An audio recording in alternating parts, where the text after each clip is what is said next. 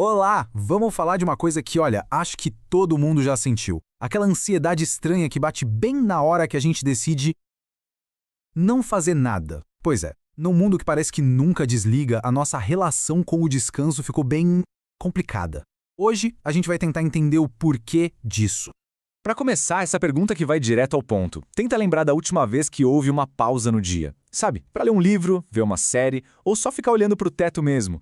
Bateu aquele pensamento de eu deveria estar fazendo algo mais produtivo? Se bateu, saiba que essa sensação é muito mais comum do que se imagina. E é justamente essa pergunta que chega a ser um pouco incômoda, né? Ela é o nosso ponto de partida. Como é que pode uma coisa tão básica, tão necessária para o ser humano como descansar, ter virado motivo de culpa para tanta gente? Vamos investigar da onde vem esse sentimento. É aquela vozinha chata na cabeça que fica julgando cada segundo que a gente não está otimizando alguma tarefa. É um conflito interno que transforma o que deveria ser um momento de recarga em mais uma fonte de estresse. É uma verdadeira briga interna contra o próprio relaxamento. E o ponto principal aqui é este. Isso não é um problema individual, é um sentimento coletivo que está no ar. Então, a grande questão é, de onde vem essa pressão toda? O que foi que nos ensinou que parar é errado? A resposta, na verdade, está numa força cultural gigantesca que acaba moldando como a gente vive, muitas vezes sem nem perceber. Bom, vamos dar uma olhada no que está por trás dessa culpa. E sim, existe um nome para isso: a cultura da alta performance. Ela está tão enraizada no nosso dia a dia que a gente mal nota, mas ela fica ali, sabe? Ditando as regras de como a gente deveria usar cada minuto do nosso tempo.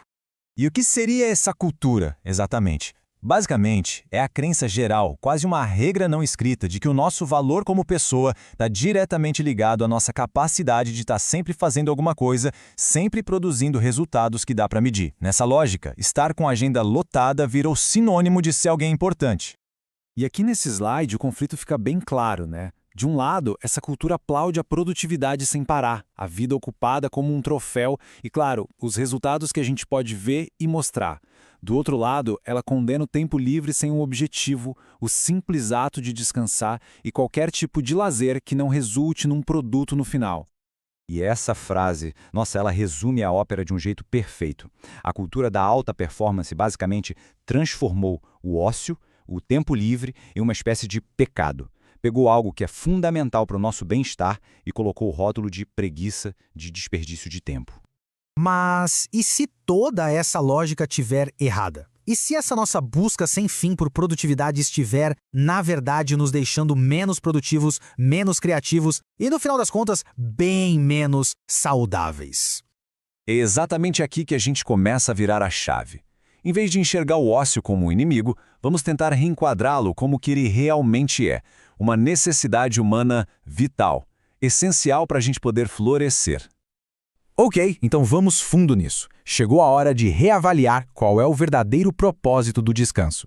Ele não é só a ausência de trabalho, mas sim um processo ativo e fundamental de recuperação para o nosso bem-estar como um todo. O descanso atua em 3 frentes que são cruciais. Primeiro, para a mente. É nesse estado de não fazer nada que o cérebro organiza a casa, processa informações, consolida memórias. Segundo, para o corpo, que precisa desesperadamente desse tempo para se reparar do estresse do dia a dia. E terceiro, para a criatividade. É no silêncio, no espaço vazio, que as novas ideias encontram lugar para nascer.